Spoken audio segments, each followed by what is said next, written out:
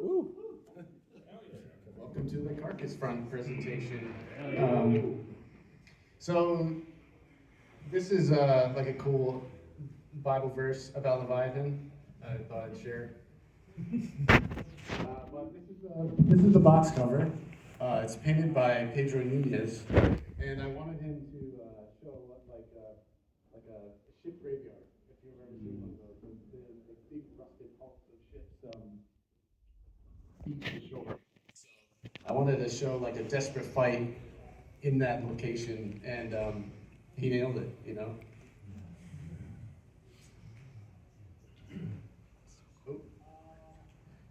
So what's the Carcass front? Like the first time I talked about it, it's just a brief mention on this piece of art, and that was they're on patrol along the Carcass front. But like you know, the way I thought about it in the beginning, it was more like Apocalypse Now, where like it's a really surreal, like it just gets weirder and weirder the deeper you get into the Carcass front. And I like that in Apocalypse Now, how like weird and fucked up it is, and I had this idea that like entire divisions might disappear, and there's like rogue commanders who like go off like script, and they're like that crazy guy from Apocalypse Now. That was, so yeah, so what is Carcass front? Like, so one of the things I wanted to do, I had been looking at a lot of the artwork, or not artwork, but like the tables people were making. And they were like all trenches, you know? And I wanted to show locations that were not just trenches. So that was one of the big you know, like goals for the project. So the Carcass front is the area like surrounding New Antioch. It's been at war, obviously, for like hundreds and hundreds of years, like 800 years. And it really is just filled with all sorts of horrors. You know, like this place is this is a corpse depot. This is where they store all their dead bodies. You know, so when guys die out in the field, if they can, they'll bring them back, you know, to this place. And, you know, it's like train cars full of bodies and stacks, like huge stacks of coffins, and there's like refrigeration units and everything. And all these like cool priests, they're like blessing the dead. And the idea we had, this like the coffins get like more like rotted as they go because they can't like keep up with the pace of corpse production, I guess. Once again, that's a good name for a game. Once again, remember what I said about dreams and nightmares.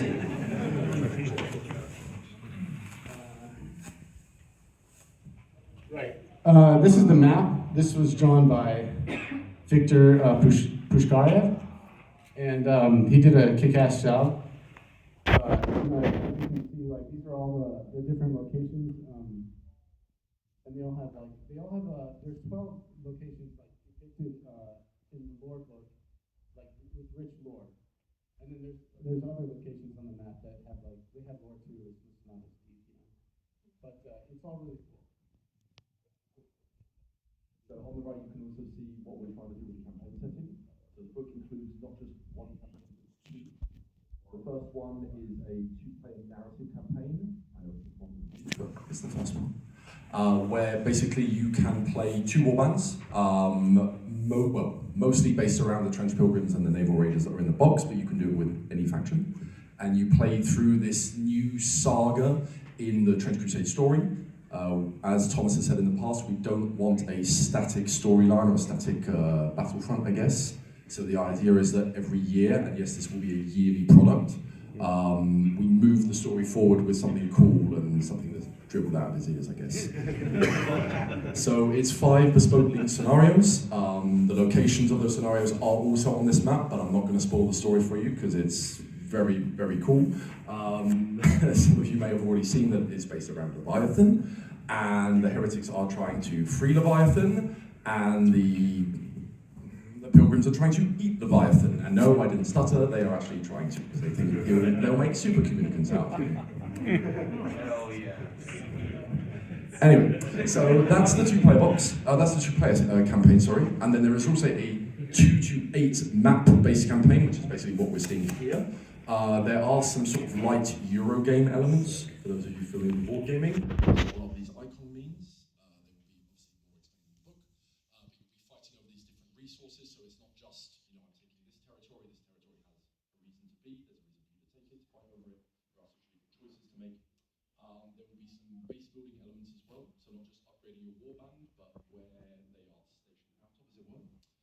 And also new exploration tables, new special rules, new scenarios, etc. So there's plenty to be done there. And yes, for those of you wondering, this is an A2 map in the box.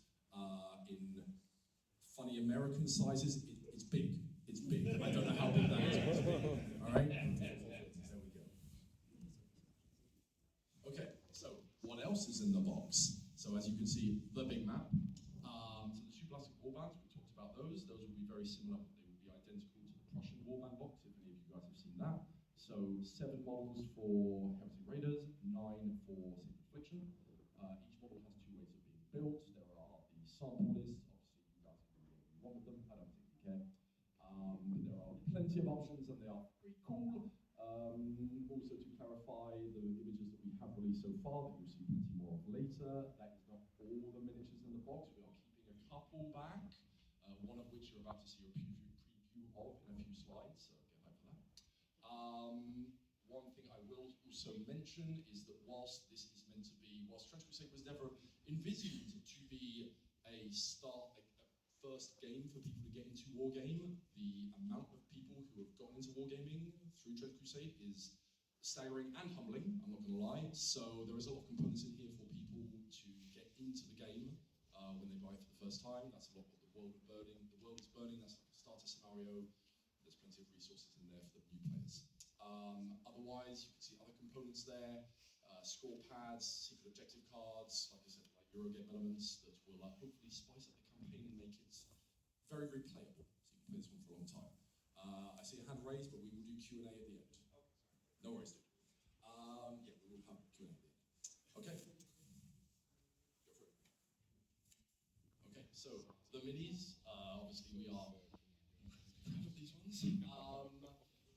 We'll talk more about miniatures and what's coming down the pipeline towards the end of this track, but if the miniatures design team is watching this video, you will make us very proud, so well done. So this is a small selection of what is going to be in the box. Like I said, we're holding a few back. You're about to see one of them a bit later. And for the rest of this weird fucked up shit, I'm going to give it a mic. Okay. All right, we're going to look at the Heretic Naval Raiders.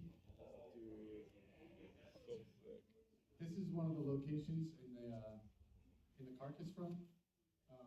We're not going to show all of them, but we're going to show like at least this one. We have to show a couple because it's very hard to not talk about this stuff. I'm not gonna. So this depicts this like a kind of a Lovecraftian village, like because you have like Lovecraft always uses like fish people and shit.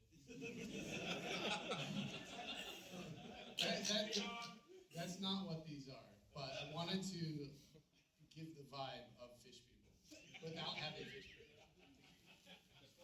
Yes. All right. This is the Heretic Captain.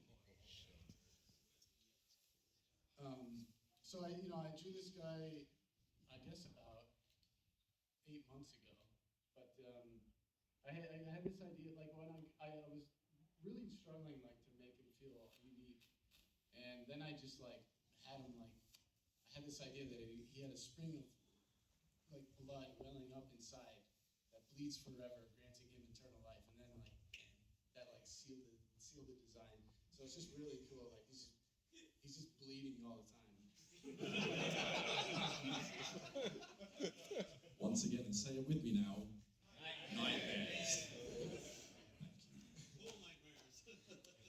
And like I wanted to avoid like most of the nautical tropes, like because it's really easy for like, we'll put an anchor on him and he'll shoot harpoons and stuff. And I just thought that was like a little bit cheesy, and I didn't really want to do that. So sorry if you're into that, but I didn't want to do that. And I've been trying for like the longest time to like come up with an iconic weapon that is iconic as the chainsword in 40K. I still haven't done it, but this was the attempt, like the cutting torch polearm, which is pretty cool. Oh my God. But it's not as cool. That's not Yes, cool. that has rules. That has rules. This is the Heretic Naval Trooper. Watcher. Oh my God. Yeah, again, like I didn't want to do like what you might expect, which is like the brass like diving helmet, you know, the classic look. But I was inspired by these full head. I don't even know what to call them, just diving helmets, I guess. I was inspired by those, so that's kind of what we went with. And I like the idea that they're kind of these two halves that are bolted together. And then he had a shotgun with a monolithic suppressor, which I thought was really cool. And that's like that's the shotgun of like the Jurassic Park guy that like remember that? Yeah, it's possible. Oh yeah. This, Oh no. yeah, this is the Heretic Chorister. I wanted to give him like a diving dog. They're really cool looking. And the idea I had for these guys, like they commit suicide, right? But they don't, like a Chorister doesn't have to commit, like to decapitate themselves, to get their powers or whatever. But like, because the one we had in before was like decapitated, blood's coming out of his stomach. But these guys would drown themselves. That's how they would do it. And so I had like in that movie Sunshine. I don't know, like there's something about that movie where like those guys are just like vibing out, like just like freaking out, like looking at the sun, and like that was the idea I had kind of for these guys. They're underwater, they're like straining to hear the Leviathan, and like maybe like whispers and stuff, or like calling out to them. And then they have all these wounds in their body, and I really like the cookie cutter stuff, which is that thing. And they're really horrible. They like rip off these perfectly circular wounds. Yeah. So it's gross. Yeah.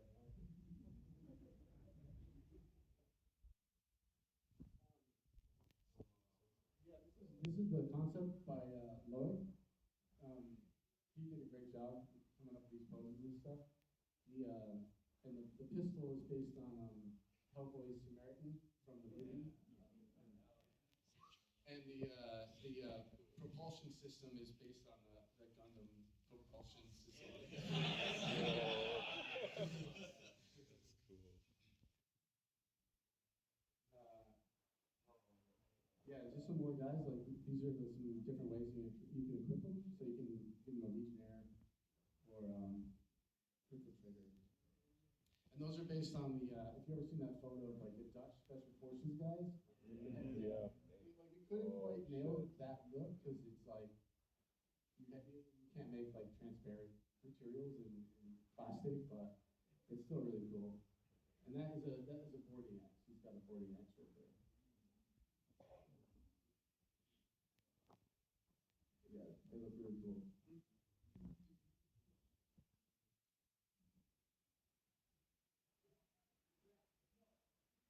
All right, Procession of the Sacred Affliction.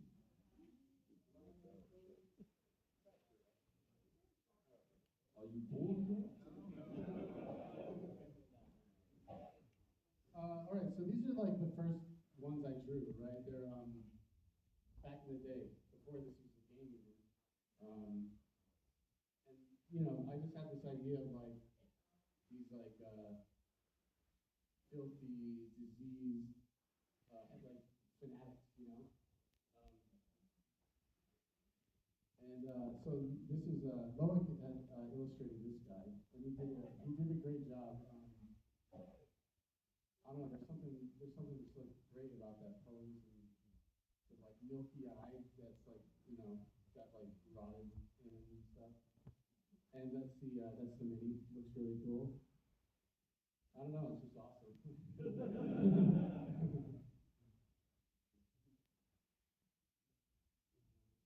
Right. Yeah, this is the Ecclesiastic prisoner, and he's got a He's got a little crab on the face.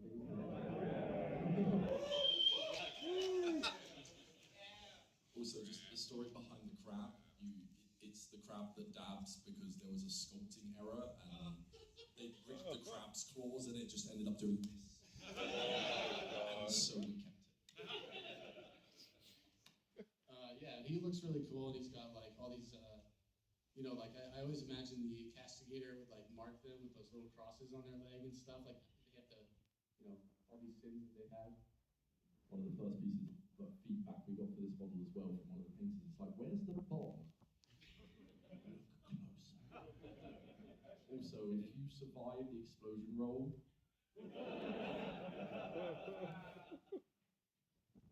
Let's see. Yeah, that is. These guys are zealot. They have zealot strength, so it's like depicted in the model. But I love this weapon. The Great Maul is so cool. It's just like a big stone. the axe you saw earlier, that is a new weapon, it has rules.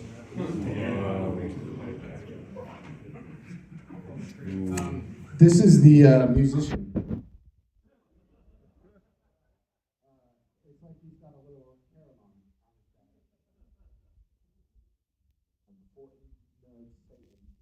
We know the sketch on the left is illegal. We know that you can't have that.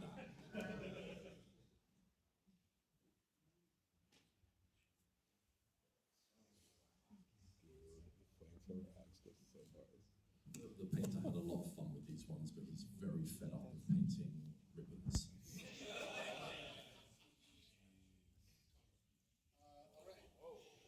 And now the fun stuff. So these are some of this is an illustration from the exploration tables. So you might encounter this guy when or a girl. I guess it's a girl or something. But you might encounter her when you're on you're rolling for your explorations and stuff. And she's a merchant. So you can buy stuff from her.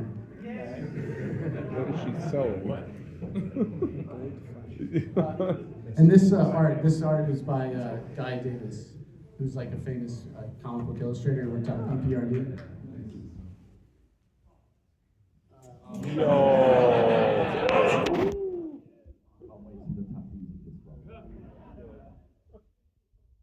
This one I was inspired by. I went to the Eric Kids event last November at Nova. I went to Eric Kids event and it was like World War I playing in Germany, and I had like a devil like unit badge on it. It kind of looked like this, but like I was really inspired by that, and I just wanted to draw like a demon bomb,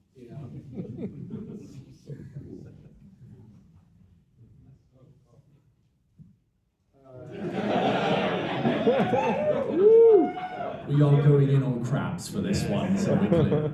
If you hadn't figured it out. This whole design for this guy started like we were making that Ecclesiastic prisoner, and like there was the crab on the base of the model, and I thought it'd be funny if we like gave him a knife like that meme. But then Brooke was like, no, we should give him. Brooke is one of our designers. I was like, no. He's like, no, we should put a grenade in his claws, like he's holding it up. And so yeah, I was like, okay. Right. Okay. Cool. So this was the these are like the kind of guides I give to the illustrators. So you saw previously this was shown previously in the presentation.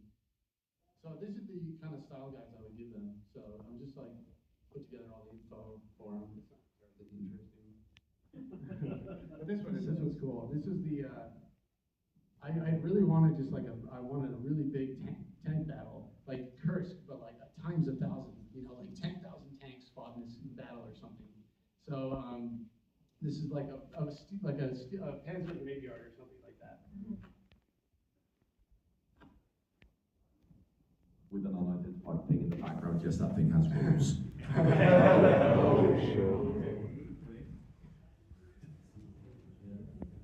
Yes,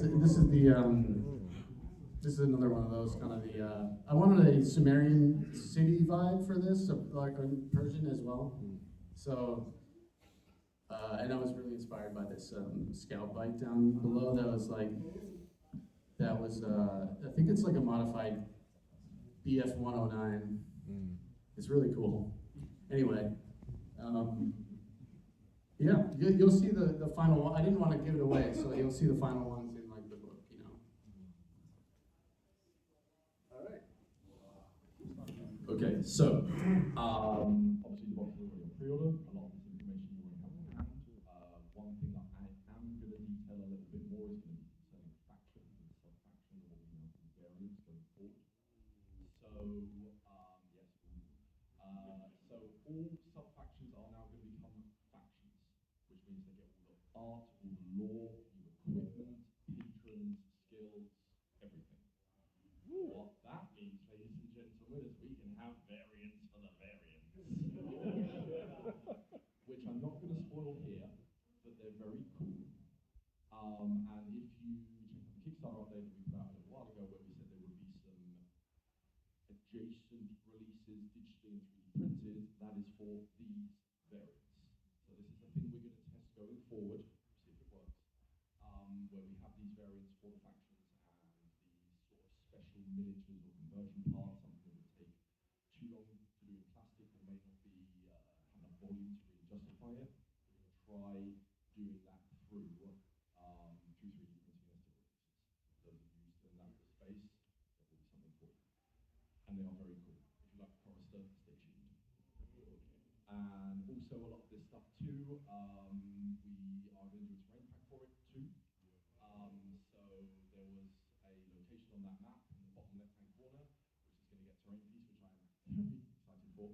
And once again, we're going to be testing, going back, I suppose, to 3D printing to our roots, if you will, especially with terrain, because it is genuinely the easiest way to get tables out to clubs and table stores and everything else. So watch this space for that.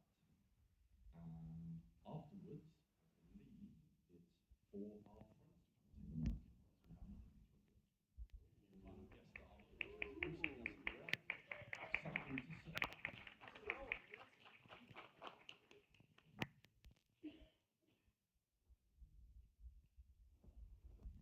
Let's sing on. There we go. I don't know how to use PCs. The arrow keys work. Pretty cool logo here. You might have been wondering before why we were having a Trench Crusade preview and hosting a Trench Crusade preview in the Army Painter Academy room. And that's because we've been excited about this since about last Adepticon. We're going to talk a little bit about that today. For those of you that don't know who we are the Army Painter. We're not just a paint company. We're gamers, pretty hardcore gamers actually. Most of the employees here have played in some game or participated in some kind of demo this week already. Tyler, I think, is playing in the Trench Crusade tournament, actually. Everything we do is built around the idea that we want to make painting your miniatures, your armies, your warbands faster, easier, more fun.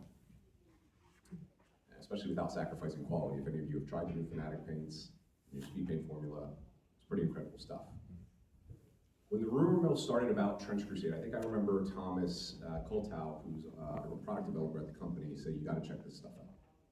And I was pretty blown away, as all of you were. A game about hell spilling over into basically World War I is pretty freaking cool. So we weren't just curious, we were pretty hooked. You could say we were fanatics. So we reached out to Jamie last year leading into Adepticon. No contracts or pitch decks or anything like that. We talked about paint. We sent some paint to the artists to see what they thought. That's how a lot of our relationships started in this industry. From our point of view, both sides need to be excited about it. They seem to like the paint, so obviously we're excited about Trench Crusade. Here we are. It kind of clicked for us, though. I'll get to that in a second. We think very similarly to the way Trench Crusade thinks. We believe in building with the community, not for it. Feedback matters, iteration matters, letting people influence what you make. That's important, it matters. And we're proud to say that the Army Painter is now the official paint partner with Trench Crusade.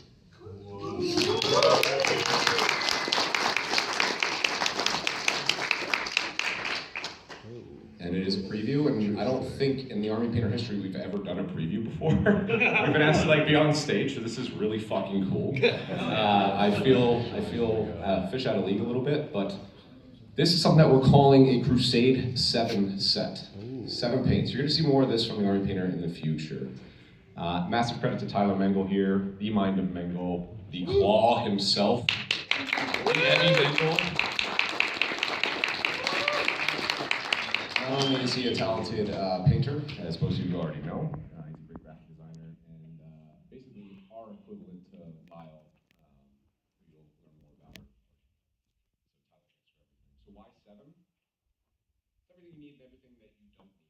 We know you're going to want to paint your armies the way that you want to, but we want to give you the option to buy paints that are inspired by the artwork, the incredible artwork from the artists and illustrators. Trench Crusade. So 7 paints, 1 cohesive force, and ready for the table.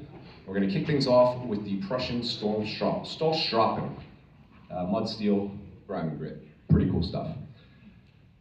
Release date TBD. Ian, back there, our CMO. Should we? No? Maybe at an event near you? Soon. But this is just the start. More factions are already in motion. Obviously, we have a lot of ideas. We're thinkers, we're tinkers, we're nerds too. You've seen some of them teased already, Naval Raiders, Pilgrims. It's really exciting for us, and especially for a paint nerd like me. If you can see my hand, it's always with me. With the Crusade 7's range, the Trench Crusade range, we can pull across our entire color ecosystem. So we're not just limited to Fnatic. We can pull from the amazing colors from the historical range, which are great for Trench Crusade. Maybe some speed paints, we'll see what the artists say. Most definitely, we'll pull some paints from the John Blanche Masterclass range.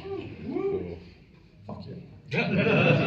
And for us, this isn't just a random product drop. We want to see how this grows, and we want to grow with the system. It's been really fun to see how this has developed, to see how you've rallied behind it as a community, and as we have too. And evidence of that, we want your feedback. That's the one thing that is very important to us. We want to hear what you think about the products that we make. So we do have an email address. It's feedback@thearmypainter.com. It's that easy. I personally receive all of them. Thomas gets them, but he doesn't read them. So I will respond to them eventually. If you have ideas, if you have things that you want to see, please bring them to us. This is your chance to be a part of building a paint range to support your favorite game system. So I think it's really cool. If we're doing it right, you're building it with us. It's not just product, it's participation. We're already underway. So I'm gonna bring up a couple people that are here today. Any of the factory team members, any of our friends, I think Adrian's here. I'd like you to come up real quick, just for a minute. Come on up to the front, please. Yeah, Jake, you too. I know it's hard, you're 7 foot tall. I don't think Dave can be with us. If you guys know Dave Taylor, he's my childhood idol. I'm very honored that I get to work with him. Here, come on over, guys, come on over. Tyler, you should get up here too. So we have something called the Arena that we have been doing. This will be our 3rd year of doing it at the Army Painter. And as we've grown, it's been very important to us that Army painting remains a core value, really, at the company. And to continue that and to share that as the company grows with new people that come into the company that maybe aren't gamers, to be a part of what we do. They get to witness how we paint armies and how we play games. So we pick a game system, we pick our armies, we paint them throughout the year, we document it for you at the blog. Tyler does such a great job. We'll be making some videos to support it with tutorials that will be made by Tyler, myself, and some of the factory team members. We've got a special guest with Adrian up here from Trench Titans. Love to see you, buddy.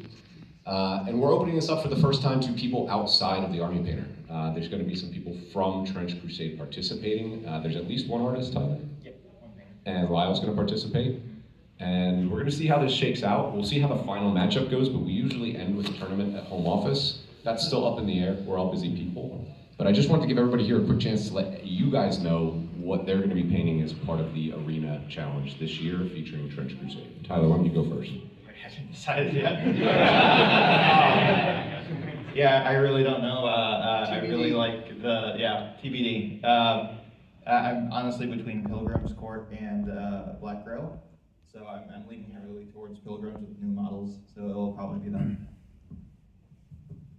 Hey, I'm Phil, the Glacial Geek, and I'm going to be doing the Naval Raiders, and I actually signed up for it before they previewed the new box, and I got exceedingly excited when I saw that that's exactly what I got to take care of. So I'll take the luck any day, you know. I'm Jake. I'm one of the hosts on Go Pay Play. I think I'm doing either New Antioch or Alba, some sort of giant power armor dudes. Hi, I'm Uncle Adam from Tabletop Minions. I've already done Trench Pilgrims and the Prussians, and my hope is to either do the Naval Raiders, or the other option is going to be Black Braille, because it's just a hoot to paint. So. Hey guys, this is Adrian from Trench Titans. I'm thinking there was almost a fist fight on season 2 about who was going to be able to play the Sultanate. I did lose the fist fight, but I think I'm going to do some monsters for that, so Sultanate monsters. And I got some really nice Prussians in a box, and some wings that I made with Victoria miniatures. I love hussars, Polish hussars is kind of my thing. So I'm gonna find an excuse to put wings on a bunch of Prussian hussars. Yeah, get out. You never know what to do. Thanks, everyone.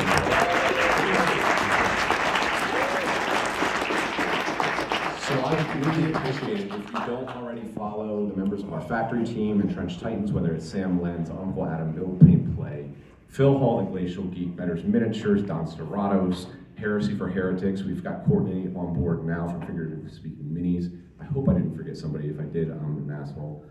But they're putting out great content. They're putting out really amazing content to help you with your hobby. It's a really amazing thing that we've been able to do, and some of my best friends in this place. And I'm honored to have them as part of this little arena crusade that we're doing. Oh, I skipped a beat. It's Saturday at Adepticon. It's been a long time.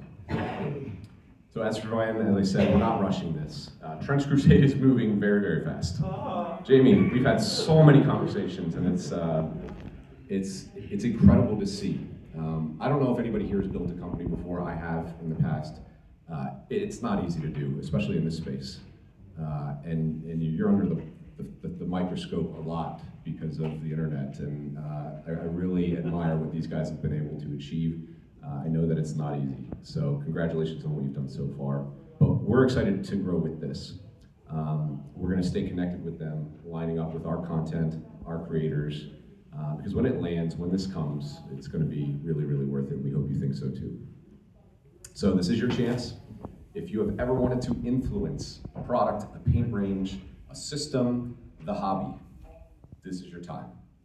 You can enlist, okay? Send us your ideas, feedback at the Army Painter Together. I'll read every single word. Like I said, Thomas won't. And let's bring color to the crusade together, okay?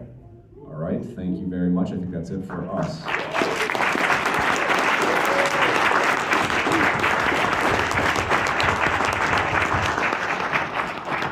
All right, now we're going to come to the part of the presentation that might upset some people. Don't worry, it's not that bad. It is, but it isn't. The roadmap, there isn't one. I know a lot of companies, and rightly so, they start a lot of these presentations with what's coming over the next 6 months, and we're not going to because we can't. Okay, I'm going to be very real for a moment. It's been a wild 18 months. And yeah, when we first came to Adepticon a year ago, there was 4 of us working for this company. That was a ride. And now we are 16 with more 14, thank you. With more people coming in before the end of the year, especially a lot of talented new miniature designers.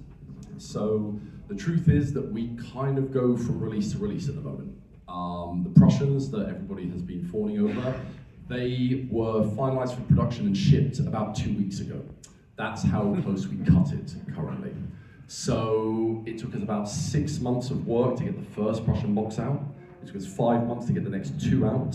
In 3 months we have the Carcass front and hopefully the Yeoman for the Prussians. And then as we keep growing, as we get our wheels as it were, we will speed up, we will have more and regular releases. But I don't want to promise something we can't be certain that we're delivering on right now. What I can say is that obviously the Carcass front is coming. Naval Raiders and Procession, they are going to get an entire range release. So all of you Artillery Witch stands out there, yes, plastic, soon. Along with everything else, the multi-part kits, the hero kits, etc., etc. And then after that, we are aiming to do 2 more faction releases this year for factions that we have not already released for. So no New Antioch, no Pilgrims, no Heretic Legion, it'll be one of the 3 remaining, but I'm going to shut up after that. So yeah, really don't want to disappoint you guys by promising something now and then not being able to deliver on it, so please forgive us for that. Please bear with us, however, we do listen to a lot of the feedback. We do try and get the stuff out as soon as we can. But even the Carcass front was a Herculean effort from the design teams, and we are also human beings at the end of the day, and I'd rather not kill my team yet. So yeah, there we go. And I think with that said, questions? We may have answers. Yes, sir. The first